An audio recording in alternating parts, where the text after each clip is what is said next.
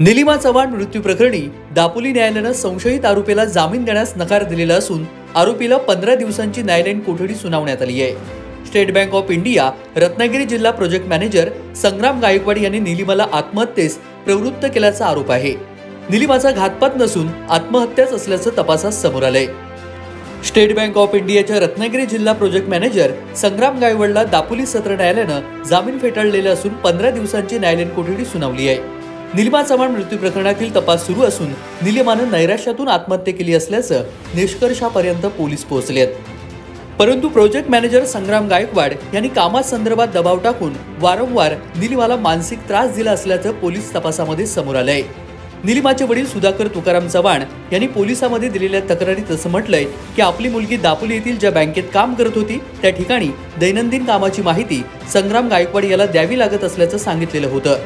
तिच्या कामात नेहमी 15 दिवसांचं टार्गेट पूर्ण करण्यासाठी तिला वारंवार सुट्टीवर देखील असताना फोन येत असत। दरम्यान निलिमाचा मृत्यू ही आत्महत्या होती, घातपात झाल्याचा कोणता पुरावा मिळाला नसल्याचं यापूर्वीच पोलिसांनी सांगितलंय।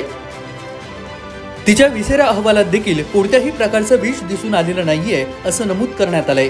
निलिमा चव्हाण मृत्यू प्रकरणी स्टेट बँक अधिकारी संग्राम गायकवाड या अधिकाऱ्यावरती अटकेची कारवाई झाली आहे। या प्रकरणी आता निलिमा चव्हाण हिने YouTube सोशल मीडियावर केलेल्या सर्चिंगची मोठी माहिती पोलीस तपासामध्ये समोर आली आहे। यामध्ये तिने नैराश्यातूनच जीवन संपवण्याचा मार्ग काय केल्याने जीवावरती बेतू शकतं, जीवनामध्ये यशस्वी होण्याची कला अशा स्वरूपाचं काही सर्चिंग केल्याची माहिती पोलीस तपासामध्ये पुढे आली आहे। 22 जुलैपासून तिने हे सर्चिंग केल्याची माहिती तपासामध्ये समोर येते। निलिमा चव्हाण यांचा मोबाईल आणि बॅग जगबुडी नदीमध्ये 4 ते 5 दिवस पोलिसांनी सर्च ऑपरेशन करून देखील या दोन्हीही वस्तू मिळालेल्या नाहीयेत। गुगल अकाउंटवरून पोलीस तपासामध्ये ही मोठी माहिती समोर येते। यातूनच तिची मानसिक नैराश्याची टोकाची स्थिती लक्षात यावी आणि ती कोणत्या तरी दबावाखाली होती, यामुळेच तिने अशा स्वरूपाचे सर्चिंग केले असावेत असा प्राथमिक अंदाज पोलिसांनी वर्तवलाय।